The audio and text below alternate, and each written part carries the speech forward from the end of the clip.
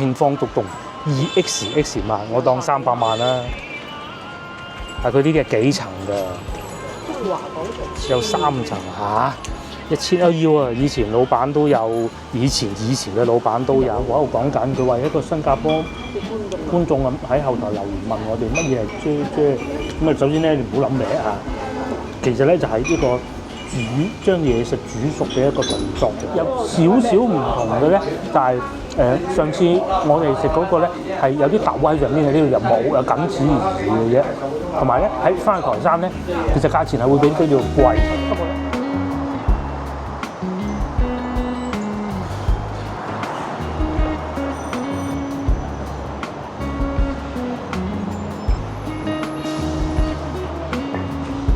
各位觀眾大家好，我所在位置中山7路，咁又好似以往一樣啦。咁我同老婆去市場買餸嘅。咁而家咧係差唔多5點鐘啦。咁比以往我哋出嚟拍攝嘅時間都要晏。咁其實之前都講過㗎啦。其實好簡單，因為而家到夏天咧，陽光咧比以往落山係會遲㗎。咁天氣咧亦都越嚟越熱咯喎。咁所以天氣變熱啦，晏啲出嚟啦嚇。而家嘅天氣咧，比想像中比以往都要涼爽啊！仲要唔係南風添，31攝氏度。咁喺條好彩啊！嗱，又撞到觀眾啦。咁咧叔叔嚟嘅，咁講明咧佢喺外國翻嚟嘅。咁咧講明咧呢天氣其實翻嚟遊玩都唔錯啊，嗬，比想像中好，冇咁熱。不過咧，你係去到9月、10月咧，就確實真係熱啲啦。啲事情係咁嘅，同大家吹下水先未到。我約咗老婆喺地鐵站等。咁今朝早咧喺呢條影片嘅早上，我係開咗一場直播嘅。咁喺室內直播咁，大家如果以後可以留意下我嘅公告，咁我會有公告講幾時會有直播，朝頭早嘅。咁然之後咧，都幾好玩嘅。之前咧亦都同喺直播之後講過啊，咁就話我哋計劃咧暑假時候去北方遊玩啊，或者北京啊，咁都唔出奇嘅。咁但係咧，佢哋嗰啲熱咧，就我哋喺市中心廣州就唔同啊。廣州咧，其實再熱都有風，但係北京嗰啲咧冇風嘅，唔知點辦，到時先算。如果講到飲飲食食咁，當然梗係廣州可能會更適合我哋嘅觀眾啦嚇。飲食習慣各方面都唔會有太難接受得到，係咪？咁當然啦，如果講到去旅行，我哋最想就肯定係去馬來西亞，已經講過好多次㗎啦嚇。好期待啊！等個女考完試，我哋就去馬來西亞玩。於前邊就係我要等老婆嘅地方，亦都唔需要再多講啦。陳家祠地鐵站。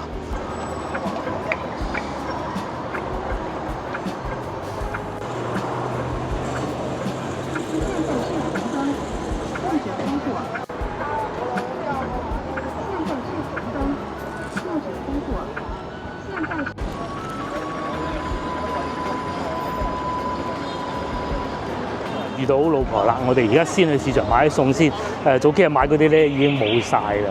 咁睇下今星期5我哋可唔可以出去外邊玩下？去邊度好？中山定係肇慶？睇天氣啊！天氣預報應該就可以啊。而家熱到已經熱天啦。嗰啲高速公路又冧。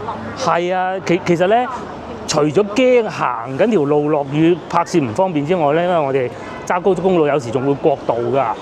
咁嗰啲係好有味道，國道水浸冇咗部車，咁你點啊？人仲弊，所以咧而家就會好啲啦。即使係有雨都好啊，佢都係灑1-2個鐘頭嗰種，唔似之前着落半日嗰種咧。行緊呢條路叫做康王路，咁我哋咧就會喺前邊往右轉，咁去龍津路市場嘅。等陣咧食晚飯咧，其實就喺嗰個位置嗰度穿過去嘅啫。咁等等再講嚇。呢度轉過去咧就我哋經常會去嘅龍津路市場啦。呢條路咧就再往前行少少，大概呢個位置咧就係以前嘅大河路。以前咧整康王路嘅時候啊，喺嗰度咧據說就挖到好多寶物出嚟嘅。以我嘅認知嚇，除咗北京同埋西安以外咧，廣州唔知算唔算係喺個城市發展中咧係能夠挖到好多呢啲好嘢。係啊，好隨隨便便起屋咁啊，又挖到一個南越王墓嗰個南越王墓啊，南越王嗰個花園，即係喺中山五路嗰個咧。咁啊，又或者之前都講過嘅動物園啊，而家廣州動物園啊，諗住擴建個熊貓館啦，咁熊貓都要整得靚靚俾佢住咁啊，一挖下邊又有寶物，咁啊熊貓都要等一等先啦。仲有個趙佗嘅墓都未。趙佗個墓都未挖得到啊！朱元璋嗰陣挖到依家都未挖得到啊，幾勁！係咁，我哋繼續往呢邊行啊。據說咧喺橫枝江都有好多啊，好勁啊！都係啲咩新石器時代啊嗰啲咁樣嘅咯。都咧自古以嚟都係㗎啦，雨水多啊，咁啊一落雨咧啲泥土啊沖刷咗，而家就話有水泥路咧，以前冇啊嘛。咁其實我覺得咧仲難揾啊，因為佢哋嗰啲古人應該會好清楚知道廣州咁嘅天氣，梗係挖喺一啲好難揾到啊，或者喺石頭裏邊啊，唔係喺鬆散嘅泥土度啊嘛。咁啊至於我咧，由於不是一個專家，所以都係唔好講咁多啦。我哋買餸好過啦。呢度又開一間新嘅鋪頭喎，呢個係賣麵包嘅。隔離呢個賣菜嘅好似都係新開嘅，唔係好記得啦嚇。張路咧其實幾好住啊，又有大森林啦。咁啊呢一段我而家行緊呢一段咧，就會比較多高樓大廈啦。譬如話萬科金色荔園呢個要賣到5萬蚊啊，二手好似啊，使唔使喺呢度5萬蚊？要啊！呢度龍津路幾好嘅，咁同埋附近地鐵站又近咧，喺嗰度行翻出去往呢個方向行過去咧，就已經係陳家祠地鐵站，而家唔使嘅，就算唔使都唔會爭得好遠嘅啦。不過佢就二手嘅，咁啊係二手先穩陣。老婆喺度講緊，我都覺得係。呢度買菜就肯定唔會難啦，又或者嚟又有竹升麵啦，又或者對面又有斬料雞啦。呢間唔算長期多人啊，前邊有一間仲多人。喂！盛大開業買1送1咁厲害，你排隊咩？排好耐㗎，一陣間買咗先。係，等陣我哋都要行過呢條路嘅，車又方便。大家唔好以為呢啲咧係非法停車、違例停車啊，都係業主先停得喺度嘅啫。咁幾方便。咁啊，我哋又嚟睇下樓價啦，不如世紀廣場，即是話即係前邊啦，就係嗰個位置啦。應該係300幾萬啊！75平方米，300幾萬啊！哦，講咁犀利跌得，哎呦！我仲有個學位證，但係見到嘅都係金域悅府新房4萬8，呢個400幾萬。我嗰日經過啊，見到啊，成千都有啊，可以灣成千啊，200幾平方米啊，900幾啊，900幾萬啊！呢個算細，係啊，一線光景啊，交通又方便。唔係嗰日我喺嗰度揸車經過，就係過去嗰個海悦灣嗰邊辦事，然之後翻嚟中山7路喺中山8嗰度塞到，哇，塞到喊啊！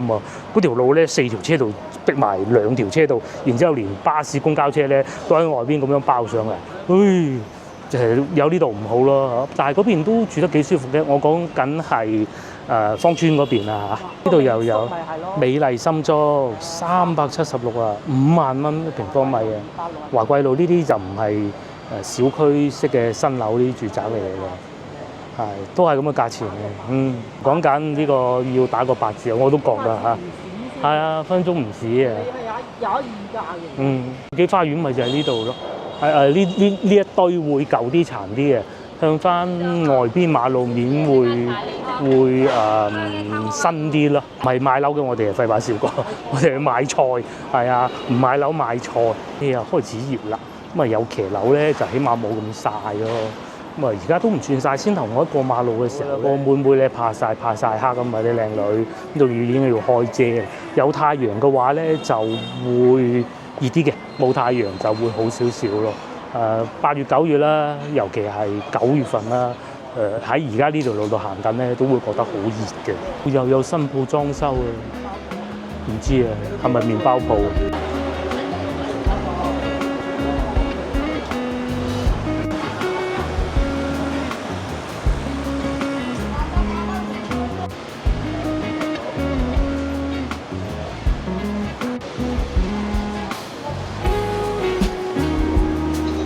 正方獨獨 2XX 萬，我當300萬啦。但佢呢啲係幾層㗎？中華廣場有3層嚇，1000都要啊！以前老闆都有，以前嘅老闆都有物業喺嗰度。呢個地鋪嚟嘅，係呢個鋪嚟啊，鋪嚟啊！嗱，呢啲咪有天台花園。啊，有天台花園，呢個好啊，118。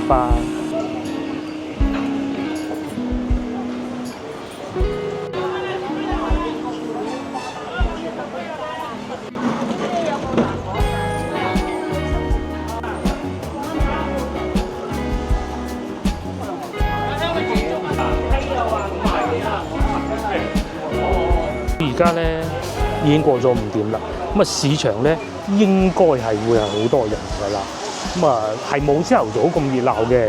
不過話說咧，我以前直播嘅時候咧，經常都會過嚟呢度帶大家睇下早市嘅情況嘅。有時候咧，我哋因為附近咧飲茶嘅地方咧都俾我哋飲過晒，所以少咗。其實朝頭早係熱鬧好多㗎。咁啊賣下雞啊，咁但係咧傍晚嚟咧就有特價嘢賣咯，特價餸菜賣咯，但係選擇就自然肯定係會少啲嘅啦。好靚嘅，好味嘅。啊，香蕉1蚊8、2蚊都有，都係呢個價錢㗎啦。咁我哋咧就會喺呢度行入去龍津路市場嘅。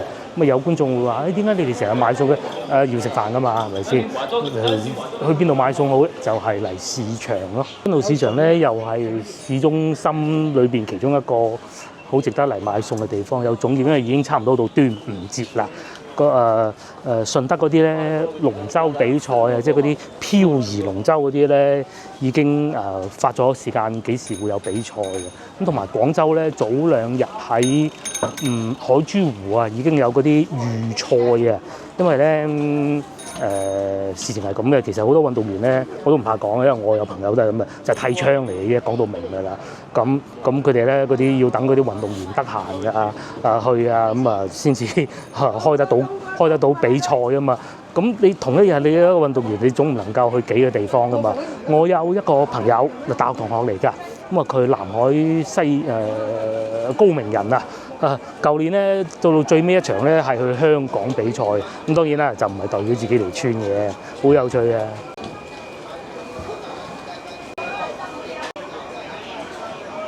話咁快，我哋又入到嚟好擁擠、熙熙攘攘嘅龍津路市場啦。咁呢度由於係比較舊式嘅市場，肯定係會比較污糟嘅，冇錯啦。咁但係啲菜咧又係咁，所以新鮮喎，因為鋪租平啊嘛。咩賣瓜、賣菜、肉都可能會賣嘅。不過之前亦都講過好多次，每一次我都會講嘅，就係到夏天嘅時候咧，唔好買肉。我哋早排買過一次，咁啊都係買豬肉啊平啊嘛，買多啲，買翻去咧確實啲味道咧係真係有啲唔同咯。咁啊，所以咧買肉咧通常都係朝頭早，而且咧通常到夏天嘅時候咧，大多數都會伴隨住食慾不振，即係食肉就不振啦，就唔想食肉嘅。咁所以咧去到夏天我哋會買少啲咯，冇以往買得咁多嘅，都係買啲蔬菜啊咁樣翻去嘅，反而買水果用嘅錢就多咗。我呢度有青瓜啦，1蚊半咋，平咗好多啦，之前3蚊我都見過。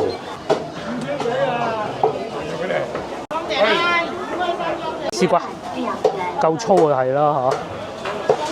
呢啲咧通常我哋嘅做法咧都係煲喺湯裏邊啊，咁啊煮嘢煮粉啊煮麵咁嘅，3蚊半2條，3蚊半買咗2條絲瓜。咁啊再嚟呢邊有苦瓜啦，已經開始。早排我咪去過江門嘅，咁啊當時咧已經見到有苦瓜咁啊因為江門嘅苦瓜咧係特別靚嘅，特別多嘅，我見到都唔出奇。而家咧嚟到廣州都已經見到有。到而家呢個時段咧，同我先頭所講啊嚇，都係好多人嘅啦，都係早晚會人比較多咯。市場買番茄，早幾日老婆話已經想買嘅啦，佢唔知會唔會買啲翻去咧，因為番茄可以等更長時間。同埋夏天食有啲酸酸地開胃啊嘛，呢個係茄瓜嚟嘅，咁樣咯喎。同埋仲有節瓜，而家節瓜就靚啦，就睇下佢嗰啲毛順唔順咁就係㗎啦，係嘛？6蚊2個絲瓜，係。我幫我開多個，我幫我開啦，500蚊600蚊咋？嗱，老細6蚊嚇，6蚊。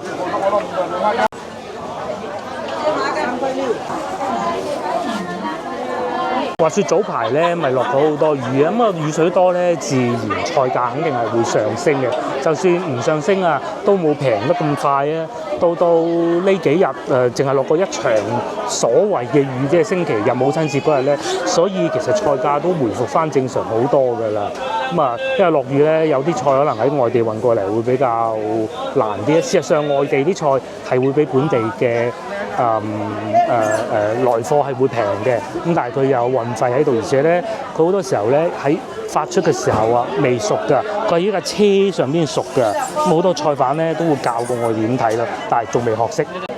呢幾錢啊？2.4兩條青瓜，即係呢啲椰菜咁啊，本地可能係會冇椰菜嘅，咁啊佢保存都仲好啲嘅，而且唔會話擺幾日就爛咯，咁都仲好啲。但係有時啲蔬菜咧係會比較容易爛嘅。咁至於豆角咧，好多時候咧其實都喺海南島運過嚟嘅。咁因為咧而家國內啊嗰啲高速公路咧，如果佢係運呢啲蔬菜咧，只要合乎規矩啊，好嚴格嘅規矩，佢係可以免過路費㗎。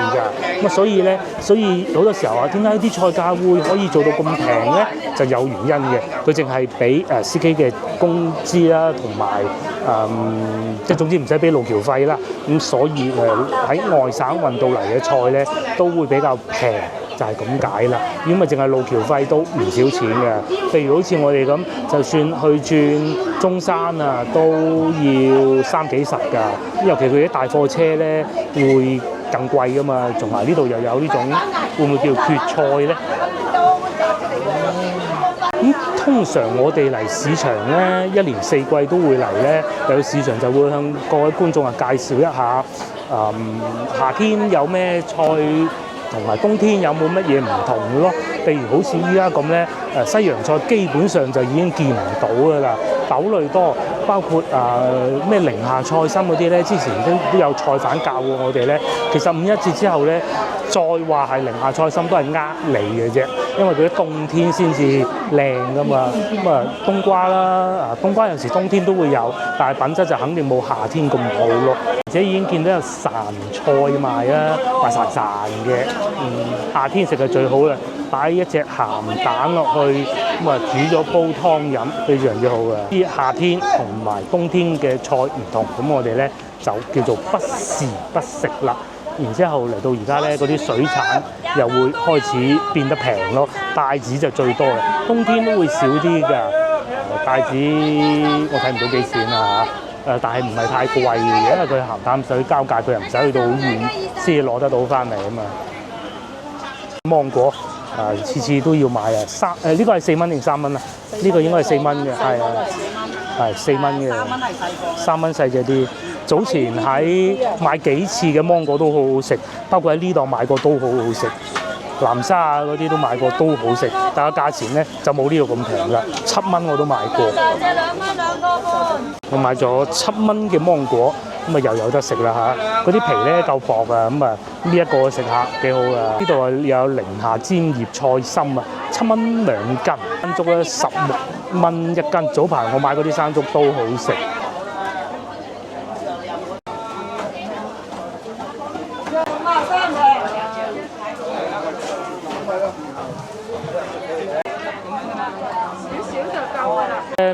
嚟得市場多，大家見到今年荔枝啊真係好少，因為雨水多啊嘛。佢開花嘅時候咧，因為落得雨多，咁佢開唔到花，結唔到果啊。咁再加埋荔枝咧，有分大細年㗎。舊年係大年嚟嘅，今年咧就細年嚟嘅。今年唔會多，就算冇乜雨水都好啦。咁啊，反而咧今年咧就榴蓮會比較多，係啊，榴蓮咧好容易咧都會揾得到有榴蓮賣嘅，咁但係價格都係比較貴咯。至於呢度係賣田雞嘅，13蚊1斤。老闆咧就負責劏田雞。早幾日咧有觀眾睇咗我哋影片，佢哋係嚟自馬來西亞嘅，確實佢哋都話，但凡嗰啲裂開咗嘅榴蓮咧，對於馬來西亞人嚟講都係唔食㗎啦，真嘅。大概意思好似講係唔新鮮咯，係隔夜嘅，好似係咁嘅意思啊。同埋啲水分會流失，同同埋有可能會唔衞生咯嚇。咁梗係啦，馬來西亞大把榴蓮，梗係。至於我哋呢度咧，就好多老闆啊，始終來貨唔平啊，咁佢會攞啲保鮮紙包一包，又或者攞條橡筋綁一綁啊，咁就繼續賣啊。咁啊當然啦，係會平啲嘅。對於我哋唔識嘅人嚟講咧，有個好處就係佢開咗，表明佢夠熟喎。講緊教緊我揀榴蓮啊，即係啲肉夠多，係嘛？係咪咁解？唔係咁睇嘅。咁嘅咩？即係喺馬來西亞唔係咁嘅咩？係啦，佢哋唔會計可唔可食率嘅。最緊要好唔好食。品種嘅。哦，即係一開出嚟咧有幾多嚿肉嘅，咁啊我哋呢度就係咁嘅。但係老婆講下喺馬來西亞咧就講最緊要品質好荔枝。咁我哋因為廣州有出產荔枝，從化、增城都有荔枝啊嘛。咁其實好似我咁樣幾唔識都好啦，大體上都能夠分得到嘅，講得出啲品種名嘅。咁啊有啲平啊，當然有啲貴，最好食梗係糯米糍啦，但係就甜咯，或者桂味都好食嘅。大家呢啲咧今年都係而家講下嘅，可能食到一兩次就已經好威水嘅。唔係啊，都有嘅，可能唔到始終都有。講日子啊，遲啲會平嘅。肯定少啊！今年鹹煎餅5蚊一個，咁如果喺廣州市中心呢間啦嚇，係啊，呢個係五站記嘅，咁啊咁樣坐喺度食嘅，幾舒服㗎。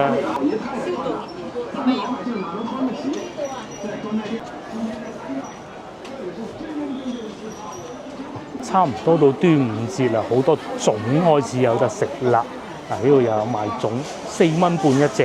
咁我哋食過咁多檔咧，始終都係芳村肥姨嗰啲係最好嘅啦。又有9蚊2隻。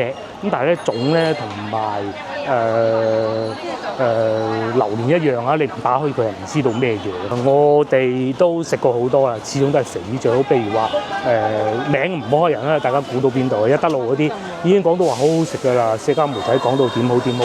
其實我哋買過咧都。可能我哋真係食得太好啦！芳村肥姨嗰啲粽真係好好食，裏邊嗰啲鹹蛋黃又唔會太多，肥肉又有肥有瘦，又唔會太鹹。朝頭早食，哇啱啱好，再飲杯茶，正到爆！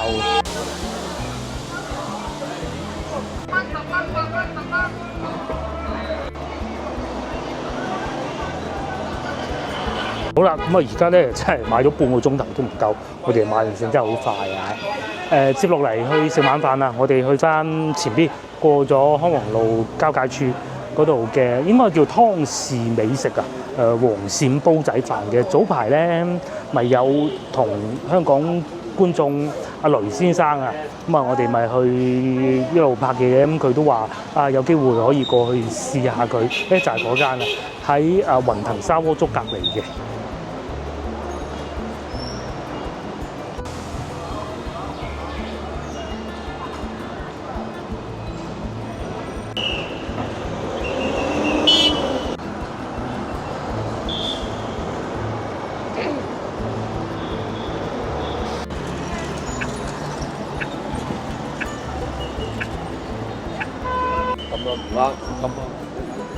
我哋又過到嚟龍津東路啦，呢度應該算係。咁我哋要去食嘢地方咧，就喺前邊，大概有發紅色牌嗰度啦。咁喺先頭市場嗰度行過嚟咧，大概5-6分鐘左右就得㗎啦。先頭康宏路嗰個交通燈十字路口咧係超繁忙嘅，好多車嘅，咁所以用多咗時間咯。會越嚟越多餐廳開業喎，呢度係食潮州河粉嘅，新開嘅，最平15，最貴30。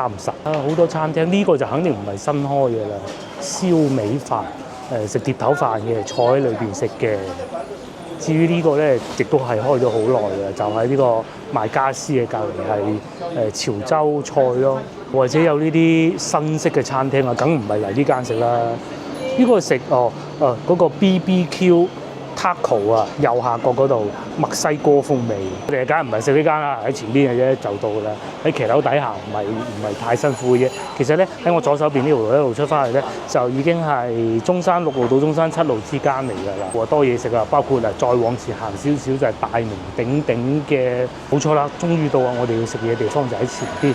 呢度都有新疆燒烤啦、烤羊肉串啦。至於呢度咧就係、長期都要排隊嘅雲騰砂鍋粥，同埋依家都已經有人啦喎。咁啊，差唔多6點㗎啦，係啊。如果要食咧，我諗都未必有位，又要坐門口嗰種咯。咁至於我哋咧就係食呢個啦嚇，呢個叫做仲要咁啊，仲有米芝蓮，連續5年入選米芝蓮啊，係好唔起眼嘅。咁就係呢個啦。係啊，5年米芝蓮都係餐廳呢度㗎啦，咁啊真係好細間嘅鋪頭仔嚟嘅啫。佢仲有樓上嘅，不過到而家啲時候咧，除咗美味出品好以外咧，當然有冷氣都係好緊要。呢度都係夠冷氣嘅，到眼花撩亂讀餐牌時間啦。咁啊煲仔飯肯定要食嘅，同埋我哋已經落咗單㗎啦，就係呢個黃鱔飯。咁佢哋台山咧就唔會叫黃鱔煲仔飯，佢哋叫黃鱔飯。係啊，58蚊，我哋要咗份細嘅。除此之外，仲有牛肉飯啦、沙煲雞啦、蒸肉丸啦，同埋呢個少見啊，田雞飯。呢個唔多見真係。咁同埋先頭有諗過，真係怕太熱啊天氣，如果唔係咧一身汗就唔掂㗎啦嘛。沙蟲粥，即係或者會叫泥蟲粥，88蚊。咁如果係想食粥咧，仲有呢個。都係幾好嘅。同時咧，佢哋呢度啊，仲有好多好有特色嘅菜，台山菜嘅蒜蓉炒娃娃菜28，魚頭豆腐湯，呢啲清熱好，夏天飲就好。仲有黃鱔骨湯啦。咁啊，仲有台山菜，梗係會有蠔啦，珍珠蠔煎蛋、5粒炸彈38，都唔算太貴。5年米芝蓮喎連續。仲有紅燒茄子、蜆肉呢啲就不講了，我哋直接跳去後邊睇呢個叫做，仲有好多姐姐菜啊，姐姐生腸啦，鐵板姐姐蠔啦68，正啊！墨魚嘴48，不過墨魚嘴好擔心唔係嗰啲新鮮啊，雪藏嗰啲好難講嘅，係啊。魷魚仔好啊，呢個好啊，呢個好少會見得到。菠蘿同雞係煮埋一齊，48蚊。咁同埋仲有呢個就係重點啦，因為我哋得2個人，然之後煲仔飯我哋唔會食啦。68蚊係細份嚟嘅，咁如果佢有再細份啲，可以試下，但係太大啦嚇。同埋仲有呢個以前阿媽經常都會煮嘅。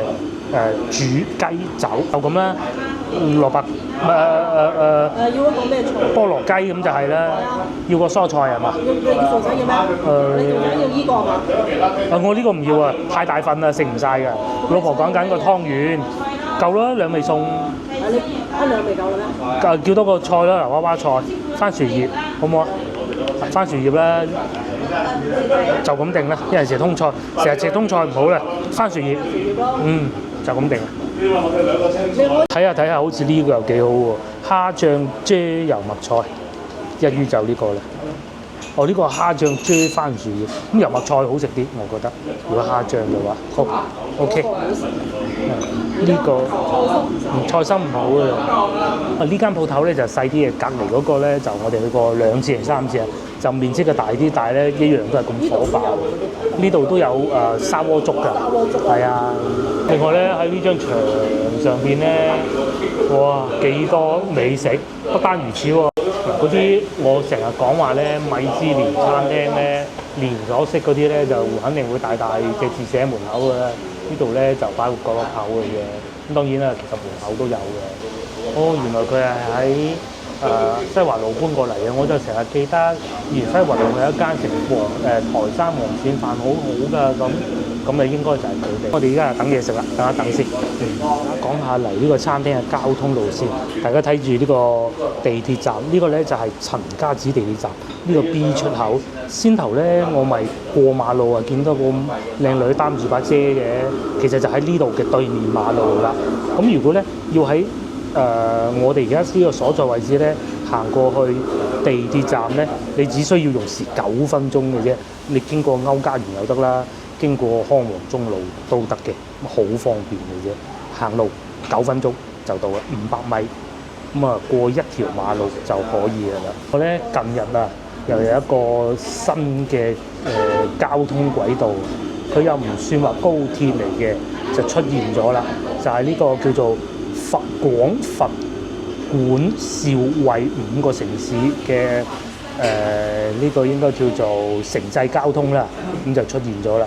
咁佢咧喺肇慶咧一路去到惠州嘅，全程咁遠嘅噃，39個車站，咁大概係等於咩咧？大概等於好似一個比較長站嘅地鐵咁啦，而且咧佢係可以用羊城通啊嗰啲就可以搭得到㗎啦。咁咧同埋佢係不設劃位嘅，咁啊最快速度係108公里。咁咧喺佛山咧係有其中一個站嘅。如果喺我哋而家呢個位置咧，要去到呢個叫做佛山西站嘅其中一個站咧，總共用時1小時33分，咁17蚊。咁喺呢度要去到南站啦，咁然之後咧廣州南到佛山西咧12蚊啊，用時18分鐘嘅。如果咧喺肇慶要去到一路去到佛山西咁啊，又係先頭嗰度嘅。咁咧係要50蚊嘅，哇！咁都唔平喎，我總共用時咧要47分鐘啊，因為咧佢始終唔係高鐵啊，個速度咧肯定係好慢嘅。肇慶一路經過鼎湖啦、四會啦、三水啦，咁啊先至翻到佛山西嘅啫。咁佛山西咧就其實係離番禺離順德啊有段距離嘅嚇，就係方便咗嘅。咁啊可以喺肇慶一路坐呢個城軌就去到惠州啊，好方便。最油密菜，好話佢，哇！嗰啲蝦醬嗰啲，哇！第一個送上嚟嘅就係呢個啫油麥菜，油麥菜係好似生菜嘅，咁啊佢嘅呢個梗係會粗啲嘅，油麥菜好過生菜，生菜容易出水啲咯，仲喺度翻騰中。要係啦，呢個唔可以馬上食嘅。個煲咧下邊咧呢度咧仲喺度滾緊，幾誇張。快啲夾定啲喺自己個碗嗰度。夠晒熱啦。到夏天咧就係中意食啲味道濃少少嘅嘢食啦，因為飲得水多啊嘛。係啊，但係咧就唔可以即刻食嘅，要等一等先。呢個煲肯定熱啦，摸下不得了啊！而且佢下邊仲要有個木墊啊嚇。係啊，唔摸得㗎呢啲。個菜就咁啊，老婆咧唔怕死啊，走去試，梗唔得啦，等下先。佢嗰啲鹹蝦醬係有香味嘅，但係又唔算話好似一啲湯咁樣浸住佢嘅喎，有啲好似湯咁浸住，其實都幾驚嘅，因為經過鹹口啊嘛。呢個應該就唔會太鹹。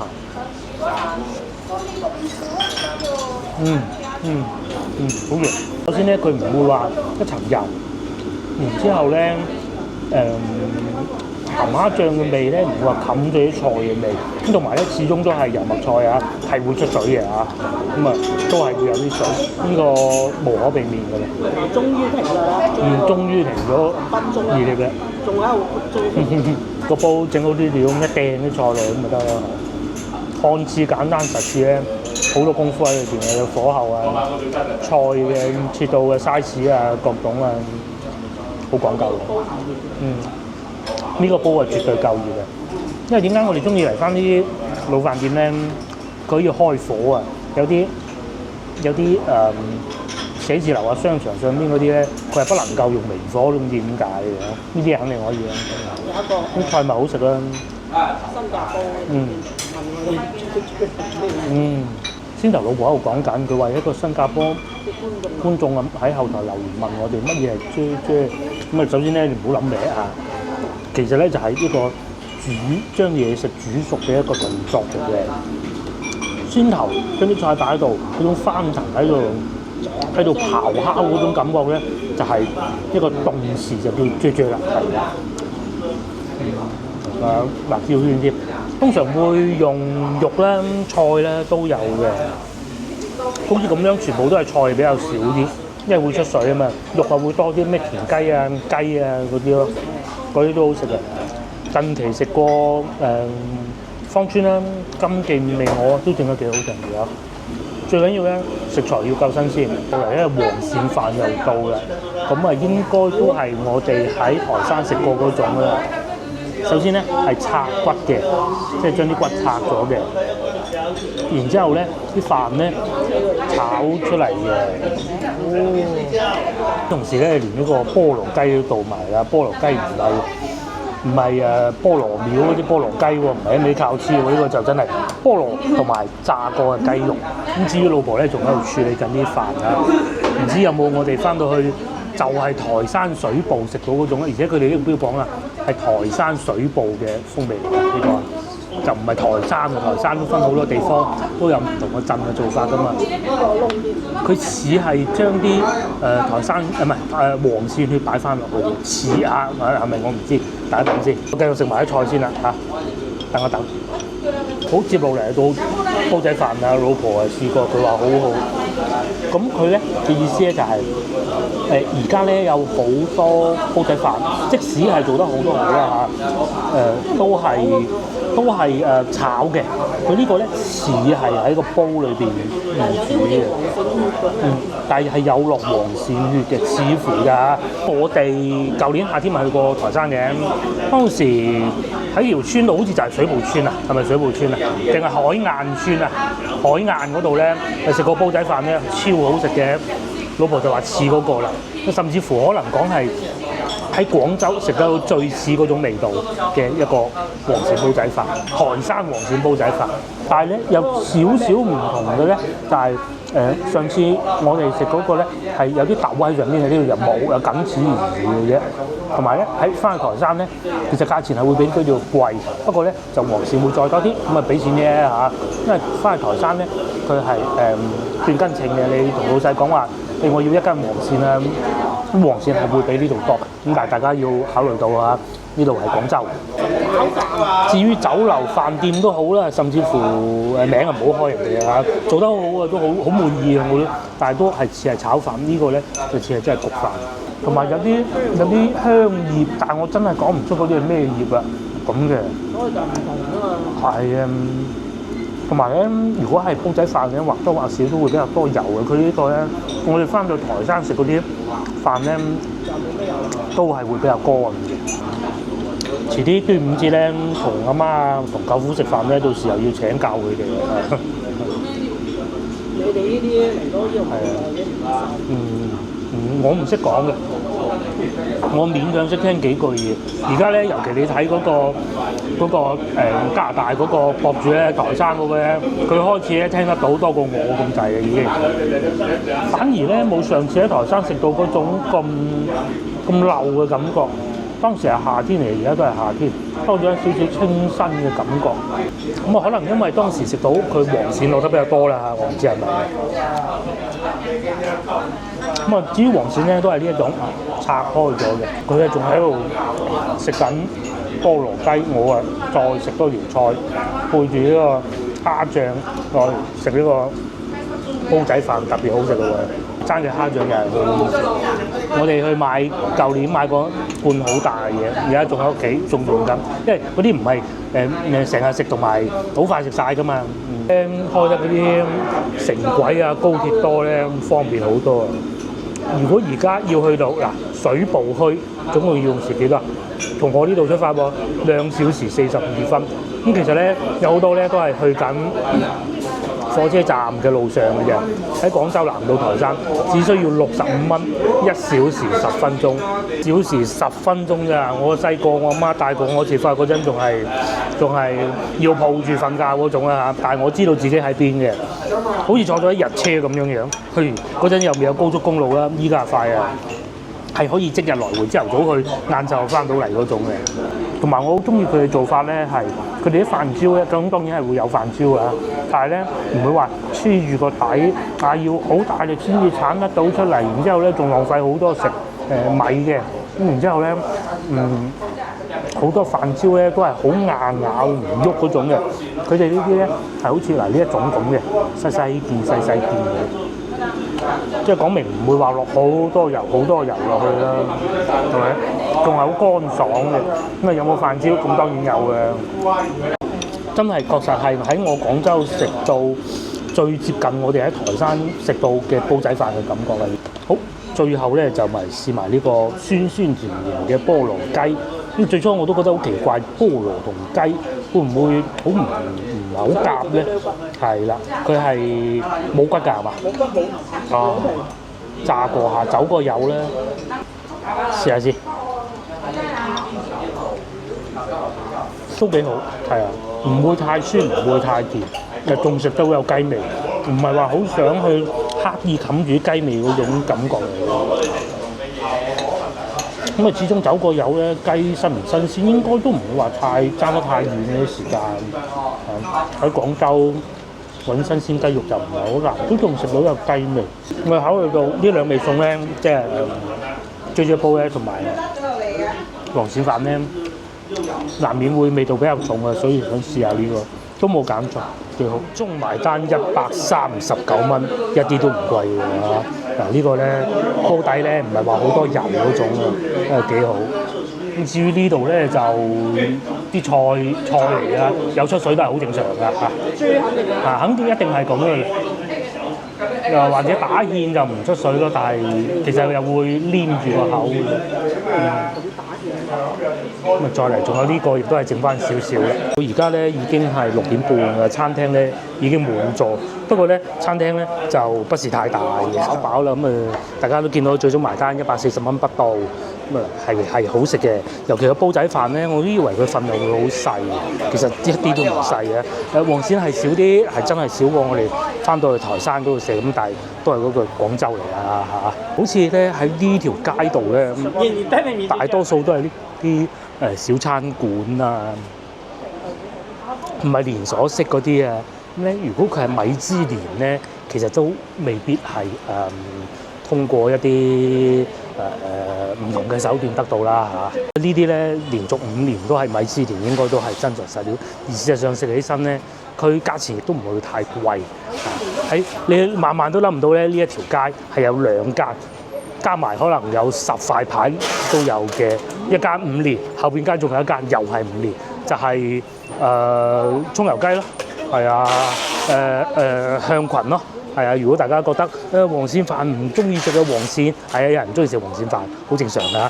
行去後邊食葱油雞，乜都係呢一種咧老城區嘅餐廳嘅感覺，就唔會話坐到勁舒服啊，有好多侍應咁啊，都係街坊食堂嗰種感覺嚟嘅。有啲貓咪喺條街度行嚟行去，一隻顏色幾靚嘅貓，翻唔到屋企喎，冇門口入喎，幾陰公。哦，佢有飯食嘅。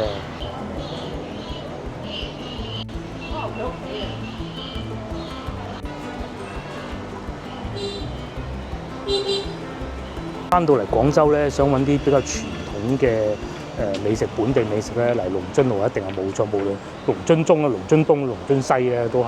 佢又唔似話西華路咁小食啦，咁網紅嘅感覺嘅，雖好食，但係咧確實真係好多遊客知。但係龍津路就唔同啦，無論食腸粉啦，又或者好似先頭呢啲粵菜咁啦，大家回想一下雖然係好唔好係一回事啊。西華路有邊間係有米芝蓮嘅？我印象中係冇，真啦，係啊，真啦，我就只諗到呢一間。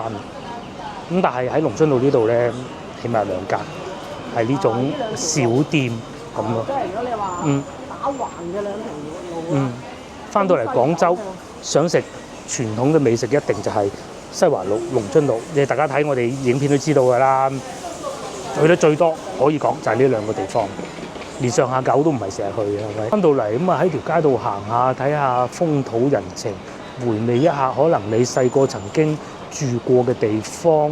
咁啊，因為咧通常呢一輩咧都係以前細個嘅時候咧喺附近住有老城區啊嘛。咁同埋咧，老婆就喺度講緊，佢話之前有個同學話俾佢聽啊，前邊呢度就係醉瓊樓，食嘢㗎，餐廳嚟㗎。咩粵菜嘅？哦，即係而家拆咗啦。但係而家搬咗去西華路。哦，而家搬咗去西華路，我知邊度啦。西華樓係，而家變咗叫西華樓，以前就係醉瓊樓，就係呢個位置。據說變咗呢個叫做康和廣場啊，唔知叫咩啊，呢個小公園。咁然之後咧喺斜對面呢度一路行過去，喺呢度過馬路啦，一直行就係陳家祠地鐵站 B 出口嚟嘅啦，好方便嘅。邊度又有貓？係喎，又發現一隻貓咪啊！呢度啲貓唔怕人嘅喎，隻貓喺度享受緊佢嘅日光浴，同埋諗緊佢今晚去邊度玩。啱啱瞓醒。菠蘿食唔食菠蘿啊你？定係食黃鱔啊？有鬼黃鱔。嗰個黃鱔已經食晒啦。佢想食嘅，佢唔怕人嘅喎。一睇個樣就知為食嘅，咩都食嘅啦呢隻貓。呢個唔係一隻貓，係一條貓，就咁瞓喺路邊。同埋佢又唔怕醜喎。睇下食唔食先。食唔食酸㗎佢？我就佢完全察覺唔到。紙巾喎。嗱，開始聞到啦。唔食，估到佢唔食。唉，真係嘴刁啊！走咗去添，仲要又換咗第二個地方瞓覺，俾人摸㗎喎。唔俾人摸。你唔俾啊？唔俾啊！你冇嘢俾佢食，佢梗係唔俾你摸啦。俾你唔食。有人養嘅呢啲。我冇出爪喎。